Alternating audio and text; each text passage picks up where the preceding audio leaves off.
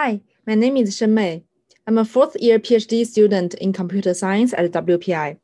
Today, I will present the results of the findings regarding the effects of local latencies on competitive first-person shooter game players. It's a common knowledge that the decrease in latency helps game players, and local latency is an important type of latency. It's the time between the mouse clicking and the rendering on the screen. Now, if we upgrade the system to a high-end gaming system, there would be shorter local latency. The question is, how much does the upgrade help competitive first-person shooter players? Talking about affecting gamers, the first aspect would be performance. This would affect your ranking in the game. We have two metrics for performance, and they are weapon accuracy and in-game score. We also want to know how the lower local latency helps player feelings, and the player feeling is represented by the quality of experience. To understand the impact of local latency on gamers, we designed a user study. The game for the study was CSGO. We customized the game, so the game mode is deathmatch free for all, and the goal for the players is to kill as many as they can. We have log files to record all the game data. Different types of systems cause different local latencies. The latency for gaming systems are mainly in a range of 0 to 100 milliseconds. And normal PCs are like 100 to 200 milliseconds. Consoles and TVs would have latencies even higher. The local latency of the gaming system used in the study was measured at 25 milliseconds.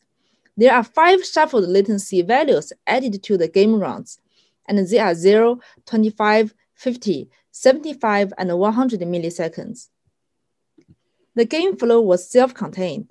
All the users need to do was to double-click on the only button on the desktop, and the flow will be loaded automatically. We have another script to clean the system in case the game or the computer crashed. After each round of the game, players answer 4 questions about their experience and feelings. After completing all the games, players fill out a demographic questionnaire.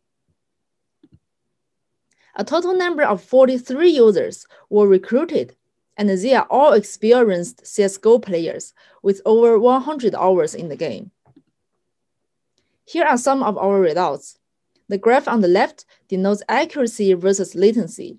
The x-axis is latency in milliseconds, and the y-axis on the right is accuracy, and the y-axis on the left is the accuracy improvement compared to the 125 milliseconds condition.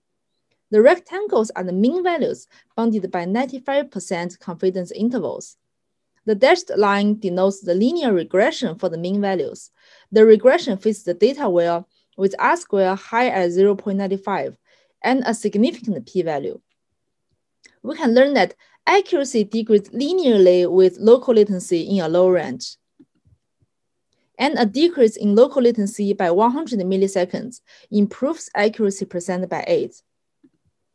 The graph on the right is for score.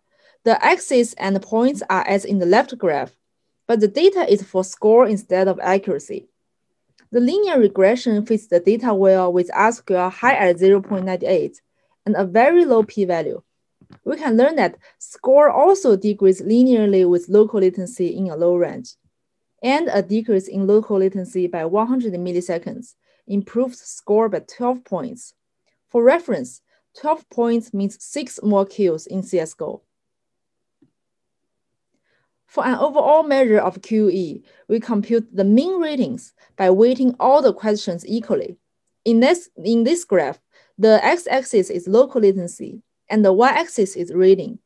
The linear regression fits the mean values well with R-square high at 0.96 and a significant p-value. Same as performance, QE also decreases linearly with local latency, and a decrease in latency by 100 milliseconds improves QE by 1.5 out of 5. Thanks for your attention on the work.